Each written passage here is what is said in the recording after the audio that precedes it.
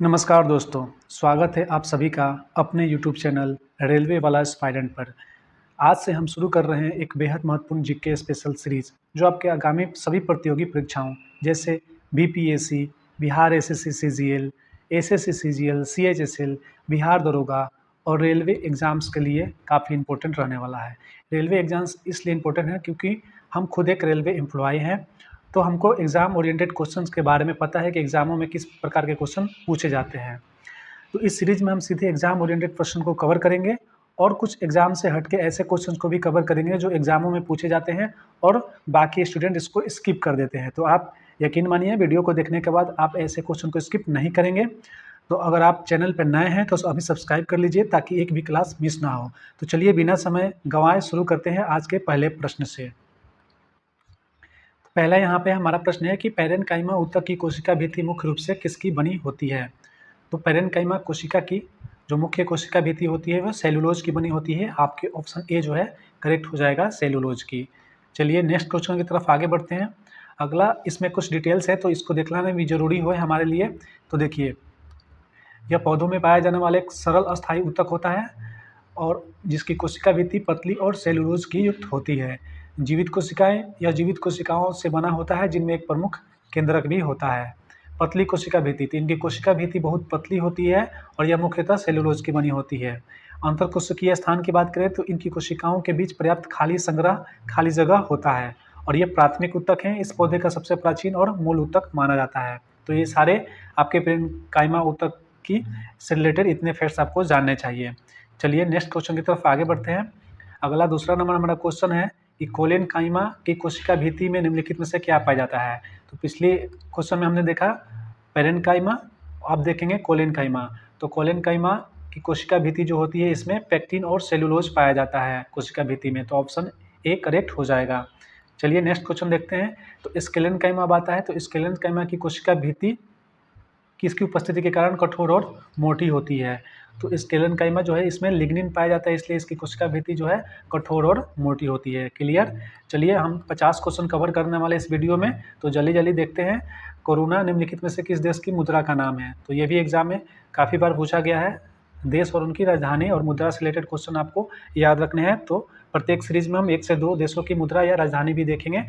तो कोरोना निम्नलिखित में से किस देश की मुद्रा है। तो आप नीचे देख सकते हैं, ऑप्शन बी करेक्ट है। चेक गणराज्य की मुद्रा का नाम है कोरोना। ठीक। चलिए अगला क्वेश्चन देखते हैं। कोस्टारिका की मुद्रा का नाम क्या है। तो कोस्टारिका की मुद्रा का नाम कोलोन है। ऑप्शन यहाँ पे ए करेक्ट हो जाएगा हमारा। कोस्टारिका जो है इसकी मुद्रा का नाम कोलोन है। क्लियर। चलिए आगे बढ़ते हैं। नेक्स्ट क्वेश्चन है हमारा कि भारतीय संविधान में राज्य के नीति निर्देशक तत्व जिसको डीपीएसपी बोलते हैं किस देश के संविधान से सम्मिलित किए गए हैं। तो इसका करेक्ट हो जाएगा ऑप्शन सी, आयरलैंड के संविधान से लिए गए हैं। साथ ही इसके अलावा राष्ट्रपति की निर्वाचन की जो पद्धति है और राज्यसभा में मनोनीत सदस्यों का नामांकन भी आयरलैंड से ही लिया गया है। तो आपको ये दोनों फैक्ट भी याद रखने हैं। ठीक। अगला क्वेश्चन की तरफ हम आगे बढ़ते हैं। तो सामान्यतः एक वयस्क व्यक्ति को प्रतिदिन कितने ग्राम कार्बोहाइड्रेट की आवश्यकता होती है। तो एक वयस्क व्यक्ति को क्वेश्चन पूछा है कितने ग्राम कार्बोहाइड्रेट की आवश्यकता होती है। तो ऑप्शन बी करेक्ट हो जाएगा। 225 से 325 ग्राम की आवश्यकता होती है। चलिए आगे क्वेश्चन देखते हैं। तो निम्नलिखित में से कौन सा एक मोनोसैकेराइड है। मोनोसैकेराइड कार्बोहाइड्रेट का उदाहरण है। तो मोनोसैकेराइड का उदाहरण हो जाएगा ग्लूकोज। मोनोसैकेराइड, डाइसैकेराइड और पॉलीसैकेराइड 3 प्रकार के कार्बोहाइड्रेट होते हैं जिसमें मोनोसैकेराइड जो है ग्लूकोज आता है। तो ग्लूकोज, फ्रक्टोज और गैलेक्टोज ये तीनों जो होते हैं मोनोसैकेराइड्स ही होते हैं। आगे ग्लूकोज और फ्रक्टोज जब मिलता है तो सुक्रोज बनता है और ग्लूकोज और गैलेक्टोज बनता है। तो आगे क्वेश्चन देखते हैं। देखिए यहाँ पे सुक्रोज एक डाइसैकेराइड आ गया या किन तो तत्वों से मिलकर बना होता है। तो हमने बताया कि ग्लूकोज और फ्रक्टोज, ऑप्शन ए करेक्ट हो जाएगा।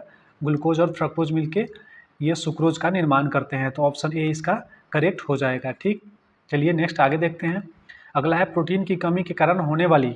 आगे देख लेते हैं इस क्वेश्चन को थोड़ा डिटेल से। तो देखिए सुक्रोज में तो ऑप्शन हम देख लिए कि यहाँ पे ग्लूकोज और फ्रक्टोज मिलके ये सुक्रोज बनाते हैं।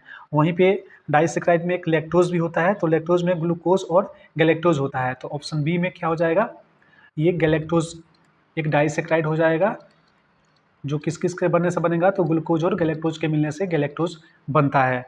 वहीं पे माल्टोज जो है ग्लूकोज और ग्लूकोज के बनने से बनता है जो कि एक डाइसैकेराइड है। तो ये जब मिलेगा तो इसको माल्टोज बोलते हैं। तो ये भी आपको याद रखने हैं। चलिए आगे बढ़ते हैं। वहीं पे पॉलीसेकेराइड का भी अगर आपसे एग्जाम में पूछे पॉलीसेकेराइड का उदाहरण बताइए, तो पॉलीसेकेराइड में आपके आ जाएंगे एमाइलेज,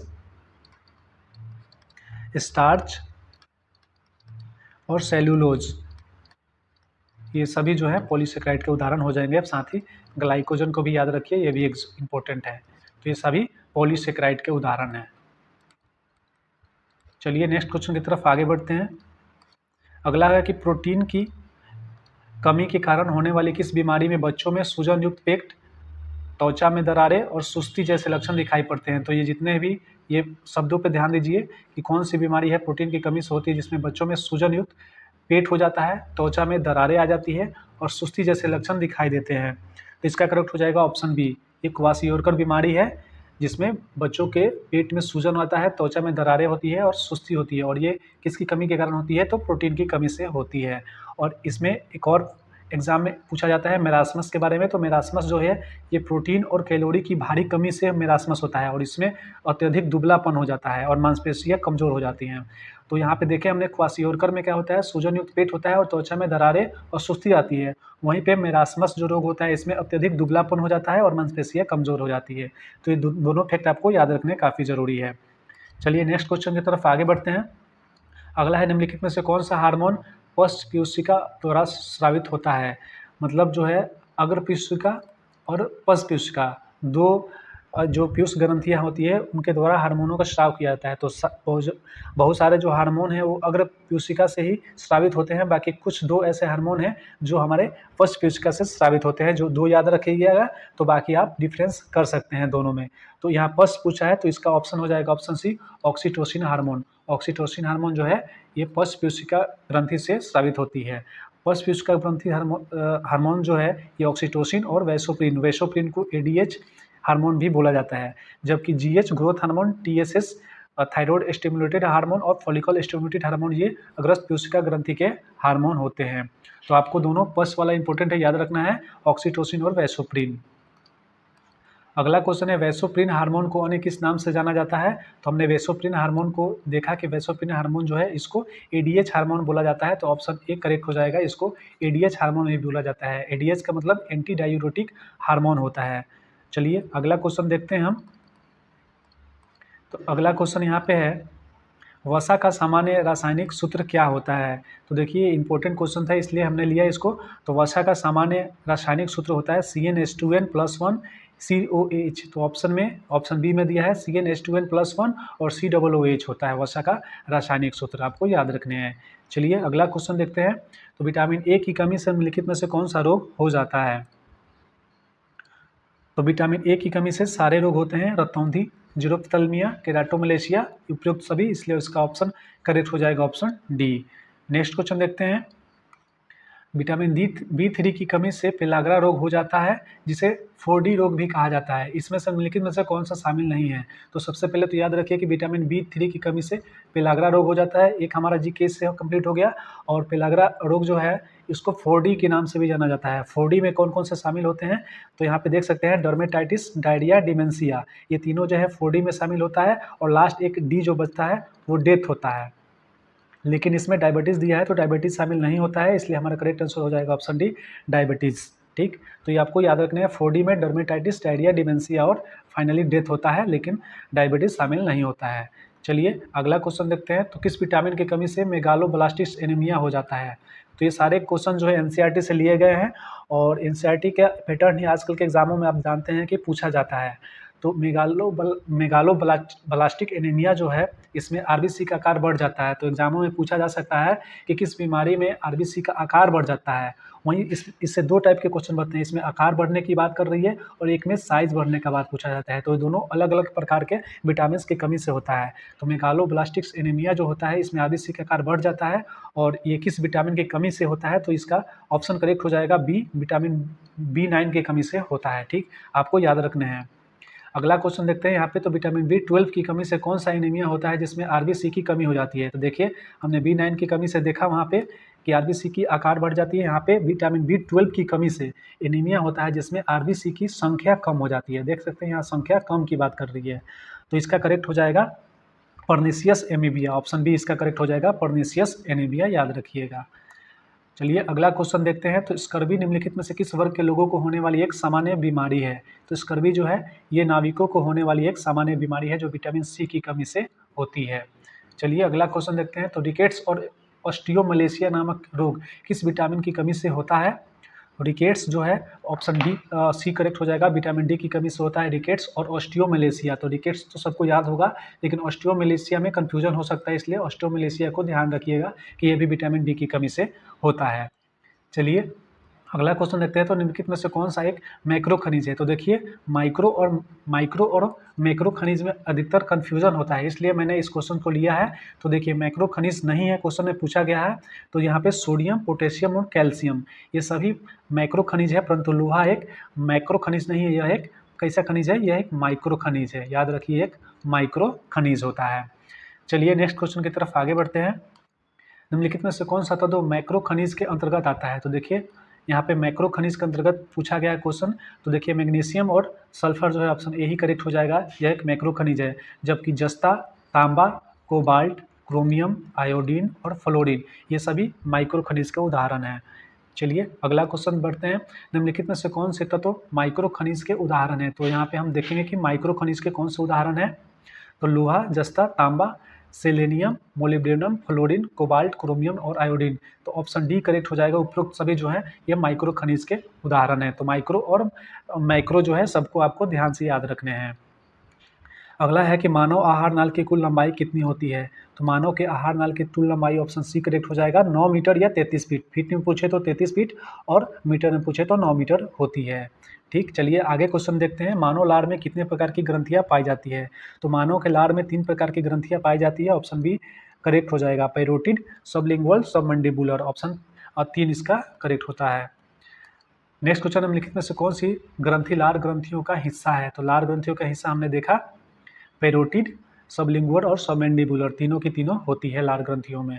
ऑप्शन डी करेक्ट हो जाएगा। चलिए अगला क्वेश्चन देखते हैं। तो कौन सी लार ग्रंथि सबसे अधिक लार का उत्पादन करती है? तो यहाँ पे ऑप्शन सी करेक्ट हो जाएगा, सबमैंडिबुलर जो है सबसे अधिक लार का उत्पादन करती है। तो ये क्वेश्चन काफ़ी इंपॉर्टेंट है, याद रखिएगा। सबसे अधिक लार का उत्पादन कौन सी ग्रंथि करती है? तो सबमैंडिबुलर ग्रंथि करती है। चलिए अगला क्वेश्चन देखते हैं हम। अगला है लार में मौजूद कौन सा एंजाइम बैक्टीरिया को मारता है और शरीर को संक्रमण से बचाता है? तो लार में एंजाइम पाया जाता है, उसका नाम क्या है? तो उसका नाम है लाइसोजाइम। लाइसोजाइम एंजाइम लार में पाया जाता है जो क्या करता है? बैक्टीरिया को मारता है और शरीर को संक्रमण से बचाता है।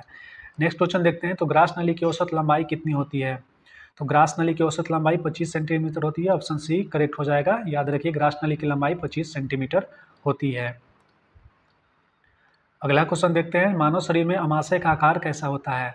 तो मानव शरीर में अमाशय का आकार जी आकार का होता है, ऑप्शन बी याद रखिएगा, जी आकार का होता है हमारा अमाशय।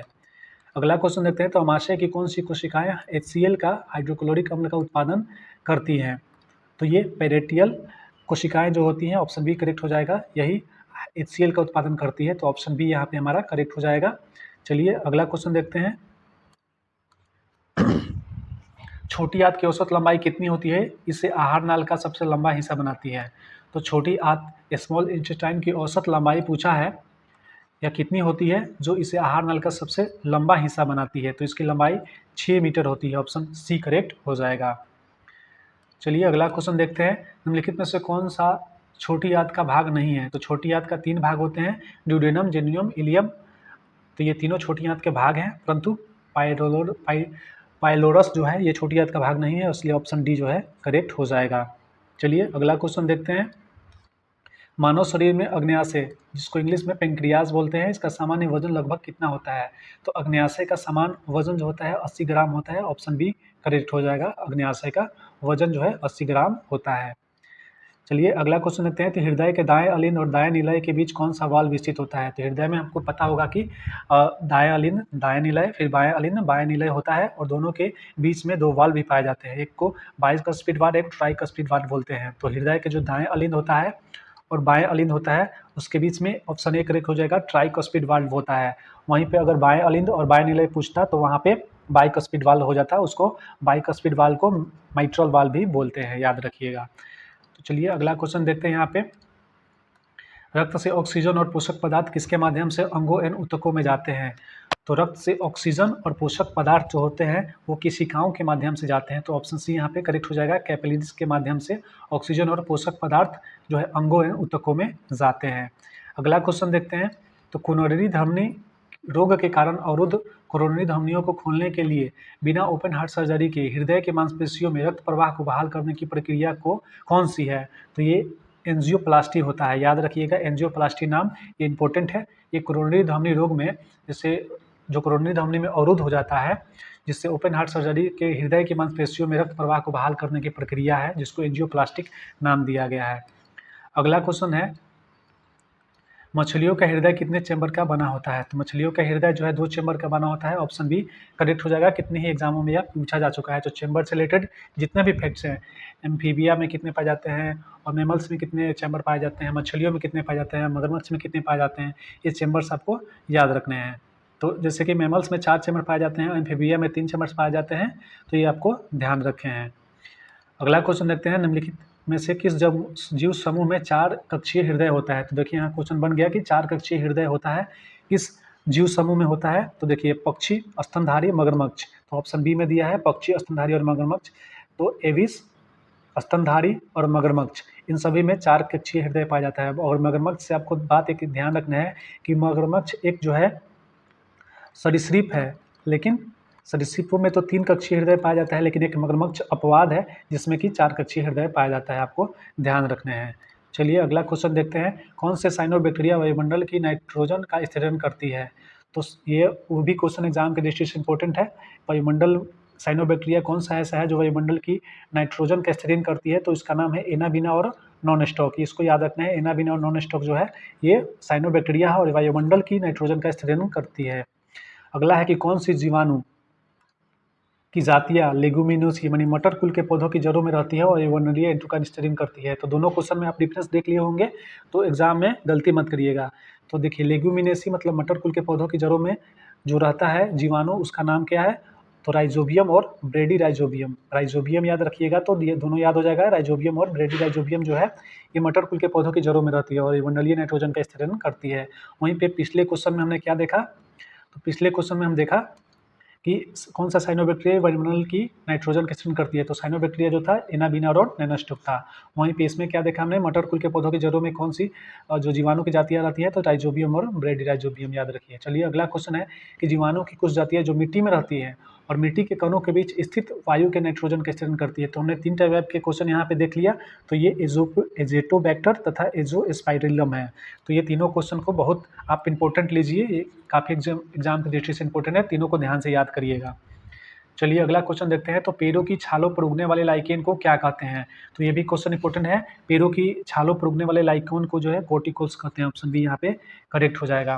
तो अगर आप यहाँ तक वीडियो में बने हैं, यानी कि कंटेंट आपको पसंद आ रहा होगा, तो प्लीज़ एक लाइक और एक सब्सक्राइब जरूर करके जाइएगा, ताकि आपको इस टाइप के अपडेट जीके के जरिए जो सीरीज है हमारा कंटिन्यू मिलता रहे। चलिए अगला क्वेश्चन देखते हैं। तो चट्टानों पर उगने वाले लाइकेन को क्या कहते हैं? तो चट्टानों पर जो उगने वाले लाइकेन होते हैं उनको सेक्सिकोल्स कहते हैं। ऑप्शन बी करेक्ट हो जाएगा, सेक्सिकोल्स। चलिए अगला क्वेश्चन देखते हैं।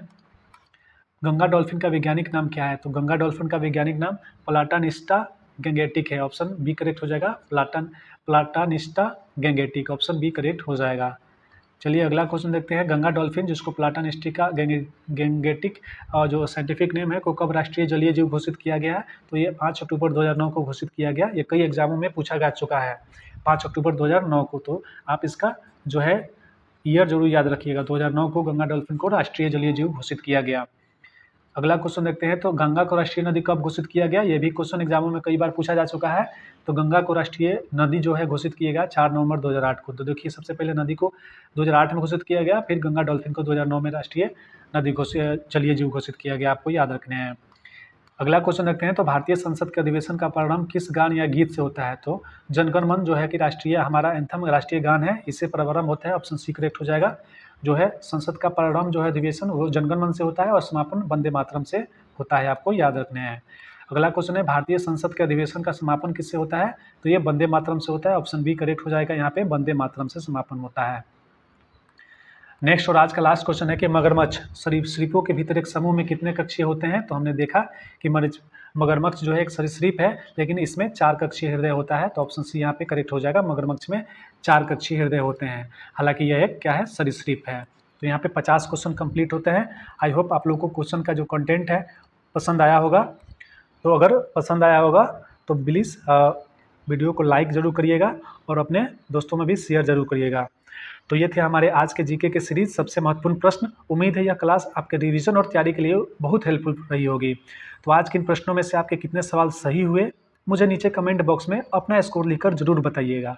अगर आपको हमारी यह मेहनत और कंटेंट पसंद आया हो तो वीडियो को एक छोटा सा लाइक करके अपने दोस्तों को और स्टडी ग्रुप्स में जरूर शेयर करिएगा, और चैनल को सब्सक्राइब करना मत भूलिएगा ताकि अगली क्लास का नोटिफिकेशन आपको सबसे पहले मिले।